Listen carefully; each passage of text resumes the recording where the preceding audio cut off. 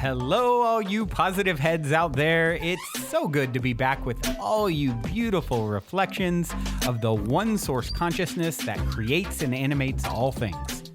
If you're new to this podcast, of course, we are super happy to have you here, and we just ask that you bring an open mind and heart to your listening experience and to be prepared to explore vantage points that I'm convinced will help shift or solidify your current understanding of the ultimate nature of reality in a way that is extremely empowering.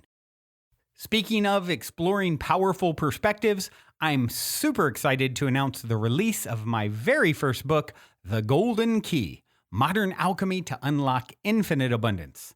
If you're ready to alchemize the circumstances in your life so that your abundance expands to an entirely new level in 2021, head over to goldenkey.gift to download the audio or ebook as my gift to you by using the code POSITIVEHEAD.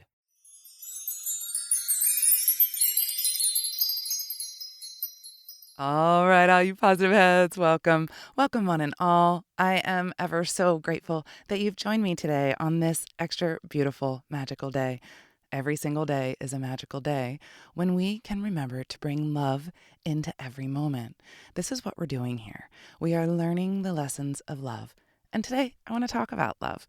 I want to talk about what love means. And love can mean different things to different people. And there's so many different kinds of love. There's the feeling of love, there's the vibration of love, and then there's the overarching energy of love. The creation that we all come from is created from love. The word the ancients used to describe this concept is the logos, or the word. The overarching energy of love that has created us all. This is where we come from, and this is what we all are. So that love is different from the feeling of love, meaning the love that you have for another. The feeling in your heart, that romantic love or that friendship type love. The ancient Greeks had 8 different words for love. There's eros, romantic and passionate love. There's philia, which is affectionate love. Agape, which is the selfless, universal love, unconditional love. There's storge, which is familiar love. Mania, obsessive love. Ludus, playful love. Pragma, enduring love. And philotia, self-love. All these different words for love. And in the English language, we have one. And so conceptually, this word means different things. And we don't have any other words to describe all of these different concepts. The ancient Greeks knew better. They have all these different words. And so when we think of love, what does love mean to us? Well, it means different things to different people. Maybe you've heard of the 5 love languages. And so we all feel love in different ways. We all show love in different ways. And those 5 love languages are words of affirmation, physical touch, receiving gifts, quality time, and acts of service. And all of us will feel different ways about these things. Like, for example, receiving gifts for me is not the way that I feel loved. I had a partner one time who loved to give me gifts. He showered me with gifts all of the time. And while some people would think that was amazing and would feel very loved by that, I cared less. I thought it was really nice and sweet. At the same time, that's not the way that I receive love, not by gifts. I receive love differently. Words of affirmation, quality time, acts of service.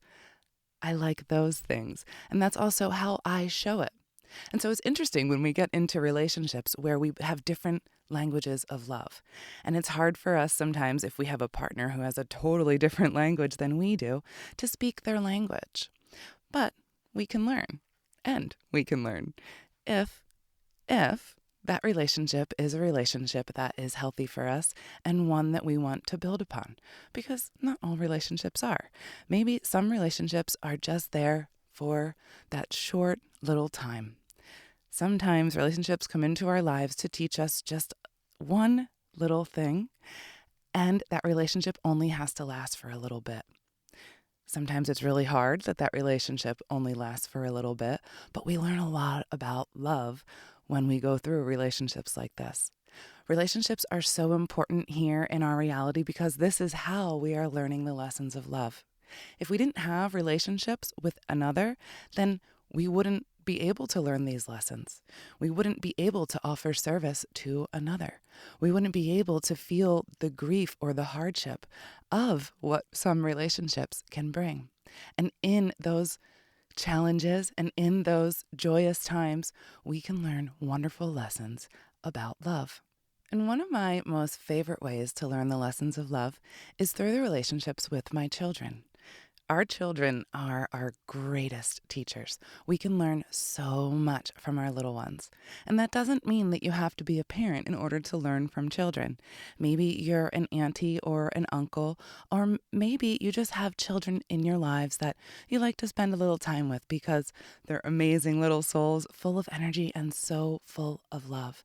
I love little ones because they're just so open and so unhindered. They will just say whatever they're thinking, do whatever they want, do a little dance, show how happy they are. And we really could look to these kids and be taught how to live, how to spend every single day, be more like a child. They are literally showing us. And each generation of children I've been watching, they come in more and more aware, brighter and brighter lights. Each generation bringing in like a new DNA upgrade, a new energetic pattern to this experience here. These kids are amazing. I remember when my little nephew, which he's not little anymore, he's in his lower 20s, I think, but he was like 11 years old. We were outside looking at the sky. And he was like, Aunt Erica, and I'm not sure exactly what his words were, but it was something to the effect of, you know, this is a huge universe we live in, and we're such a tiny little spot in it. And I don't think that we're alone. I think that there's others out there. 11. And this was, 11, 12 years ago. I was blown away by the fact that this little boy had this grandiose thought at this age. And now it's like commonplace for 11-year-olds to think this way. I look at my little one who is 3 going on 4. Well, not yet. He can stay 3 for a little while. But he is like so intensely sensitive. He's like this highly sensitive empath energy worker. Every time anything is going on in my body, that kid knows it. He immediately will put his hand over it and just energetically kind of swipe over it. He just knows. He picks up everybody's energy. And my oldest, she was born in 2003. She has been super intuitive and telepathic her entire life. She's been speaking to crystals ever since she was little. I asked her once when she was little, how did she know which crystals she wanted? And she looked at me like I was dumb. And she said, Mom, they speak to me. Oh, she's so sweet. So crystals and her have this beautiful relationship. She's a little crystal whisperer. And I found this Facebook post the other day that I thought was just so sweet. It's a post that was written about what kids' responses were from age 4 to 8 on what love means to them. And this post was originally posted on a Woman's Soul Facebook page. And I wanted to share this with you all today because it's actually what prompted me doing this episode. It's such a sweet, sweet post, and hopefully I can get through it without crying. We'll see. All right. What does love mean to 4 to 8-year-old kids? Slow down for a few minutes to read this. A group of professional people posed this question to a group of 4 to 8-year-olds. What does love mean? The answers they got were broader, deeper, and more profound than anyone could have ever imagined. When my grandmother got arthritis, she couldn't bend over and paint her toenails anymore. So my grandfather does it for her all the time, even when his hands got arthritis too. That's love. Rebecca, age 8. When someone loves you, the way they say your name is different. You just know that your name is safe in their mouth. Billy, age 4. Love is when a girl puts on perfume and a boy puts on shaving cologne and they go out and smell each other. Carl, age 5. Love is when you go out and eat and give somebody most of your french fries without making them give you any of theirs. Chrissy, age 6. I love that one because that one is really important to me. When someone shares their fries with me, I know it's love. Love is what makes you smile when you're tired. Terry, age 4. Love is when my mommy makes coffee for Daddy and she takes a sip before giving it to him to make sure the taste is okay. Danny, age 8. Love is what's in the room with you at Christmas if you stop opening presents and just listen. Bobby, age 7. See, I thought I wasn't going to cry. If you want to learn to love better, you should start with a friend who you hate. Nika, age 6. We need a few million more Nikas on this planet for sure. Love is when you tell a guy you like his shirt, then he wears it every day. Noel, age 7. Love is like a little old woman and a little old man who are still friends, even after they know each other so well. Tommy, age 6. During my piano recital, I was on stage and I was scared. I looked at all the people watching me, and I saw my daddy waving and smiling. He was the only one that was doing that. I wasn't scared anymore. Cindy, age 8. My mommy loves me more than anybody. You don't see anybody else kissing me to sleep at night. Claire, age 6. Love is when mommy gives daddy the best piece of chicken. Elaine, age 5. Love is when mommy sees daddy smelly and sweaty and still says he is handsomer than Robert Redford. Chris, age 7. Love is when your puppy licks your face even after you left him alone all day. Marianne, age 4. I know my sister loves me because she gives me all her old clothes and then has to go out and buy new ones. Lauren, age 4. When you love somebody, your eyelashes go up and down and little stars come out of you. What an image. Karen, age 7. Love is when mommy sees daddy on the toilet and she doesn't think it's gross. Mark, age 6. You really shouldn't say I love you unless you mean it. But if you mean it, you should say it a lot. People forget. Jessica, age 8. And the final one. The winner was a 4-year-old child whose next-door neighbor was an elderly gentleman who had recently lost his wife. Upon seeing the man cry, the little boy went into the old gentleman's yard, climbed into his lap, and just sat there. When his mother asked what he had said to the neighbor, the little boy said, "Nothing. I just helped him cry." Whew, yeah, and talking about making you cry, right? So, wow, these children, they know. They are so incredibly smart. They see through the most beautiful lens, their perspective. And if we could be more like them and see through the eyes of a child. It's amazing what these little beings see. And, as we get to be adults, we just stop paying attention. We start ignoring these little things. And love, it doesn't have to be complicated. It is literally the simplest thing. You see how these kids see it. They see it in all of these very simple little ways. How people show their love. Painting toenails, sharing French fries, taking a sip of coffee, giving daddy the biggest piece of chicken or the best piece of chicken, whatever that is. These are simple, simple little things, and they mean so incredibly much to people. It doesn't take a lot to show your love and affection for someone at all. It's these tiny little things that we do every day. And maybe it's just a word of appreciation. Maybe it's a hug. Maybe it's just spending time. Maybe it's just sitting down like that little boy did with his neighbor and just being there. Because when someone is going through something that difficult, all we need to do is just be there. There's absolutely nothing that you can say to someone to make that situation better. Nothing. But what you can do is just be there. Just be there and listen. That is all anyone ever needs, is to know that they are loved and supported. And it is so simple to just sit there and shut up and just listen and just be there. It's so simple to just be in people's lives. That's a really great way to show love. When I'm thinking about the kids, they don't need anything. They don't need gifts, although they love them, of course. but all they really want from us is our time. They just want to spend time, and they want to play, and they want to ask us questions.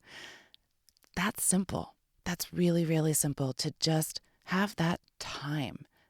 And what's beautiful about that, as far as those kiddos are concerned, is that it's more actually beneficial for us than it is for them. And of course, it's wonderful for them, but for us, we learn. They are our greatest teachers, like I said before. When our children come into our lives, they are here to teach us. They are our greatest mirrors. If you want to learn something about yourself, go ahead and have a child. You will learn a whole lot about yourself. And you will learn also a whole lot about unconditional love, what that really means. And children aren't the only way to learn unconditional love. I started learning unconditional love. Well, we learn it with our parents, of course. But when we go out into the world, we go into relationships, we think we're going to learn it in a relationship. But that's not so easy. The easiest way is through our kids or through a pet. I started learning it through my first little kitty cat. I loved him. His name was Louie, little Lou dog. And, I'm thinking, I just thought about this morning, that this little kitty, he was such a sweet cat. And he was kind of like, I called him Lou Dog because he was kind of like a dog. And he was definitely a person. This cat had a personality all day. And now I have a dog. And my dog's name is Dakota. And she's the sweetest dog. And she's a person too. She's very much a person. And when I was thinking about Louie this morning, Dakota's face popped into my mind. And I thought, oh, is Dakota Louie? Did Louie come back to me in Dakota? Possibly. They kind of have the same eyes. And I unconditionally love this dog the minute I met her. Like, it was immediate, like I knew her already. And so she could be my Lou dog coming back to me. Who knows? Either way, that little kitty taught me what unconditional love was. I could look into that little guy's eyes and just feel it. And that's the thing. It's a feeling. It feels just so peaceful and so simple, and there's no expectations to it. It just is. It is the simplest thing we can ever do, is just love. And remember, loving yourself is a very huge component of this, because when we can love ourselves truly and fully, recognizing that that is all we are, then we can truly love another. We can't truly love another unless we have turned this inward on ourselves and recognized this beautiful, loving light that we are made of, that is within every single cell of our being. Remember today, you are made of love. Treat everyone with love. Remember to come back to love in all of your thoughts, words, actions, and deeds. This is what we are learning here, and it is our responsibility to learn it. It's our responsibility to ourselves. And I think we're all doing a pretty good job. We can listen to these kids a little bit more, and maybe we'll learn a little faster. I love you all so, so much. I'm going to leave you with the song for today. This is Trevor Hall, More Than Love, Sophie Tucker remix. Until next time, I love you all. Also, before we cue up today's song, as a quick reminder, don't forget to download the Golden Key audio or ebook as my free gift to you at goldenkey.gift using the Golden Key code POSITIVEHEAD. And please, if you enjoy my gift, leave a positive review on Amazon so others can unlock their lives with the help of the Golden Key as well.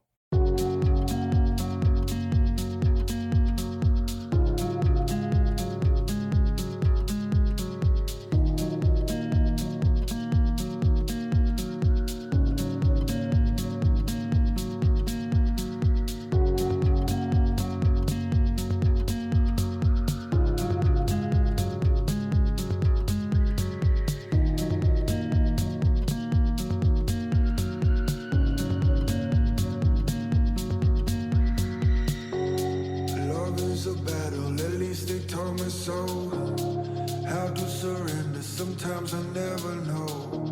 The walls up around me, they seem to never fall. Let me some fire so I can burn them all. I know we've been struggling, but here we gotta move. I can still see you now, can you see me too?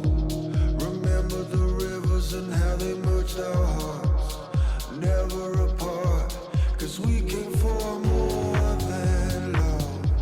So baby girl, don't you run. We came for more than love.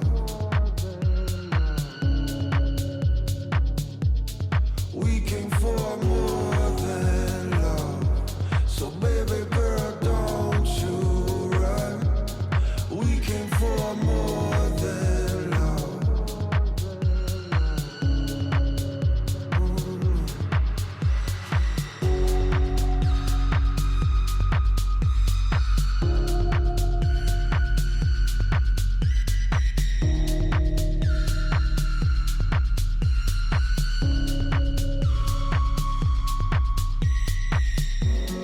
Love is a battle, at least they told me so.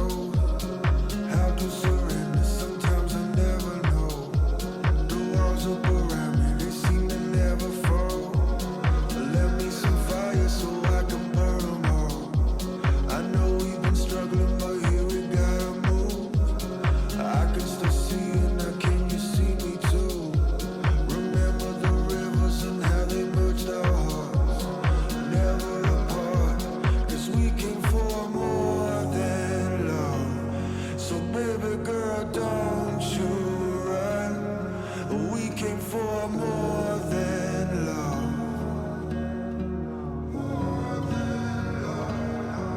We came for more than love. So baby girl, don't you run. We came for more than love.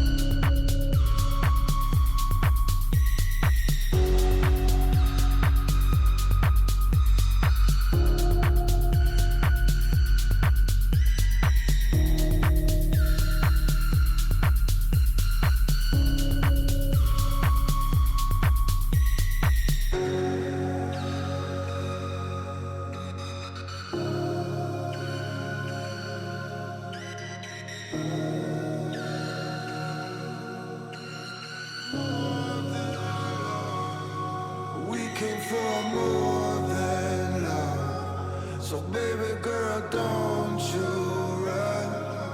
We came for more than love. More than love. We came for more than love. So baby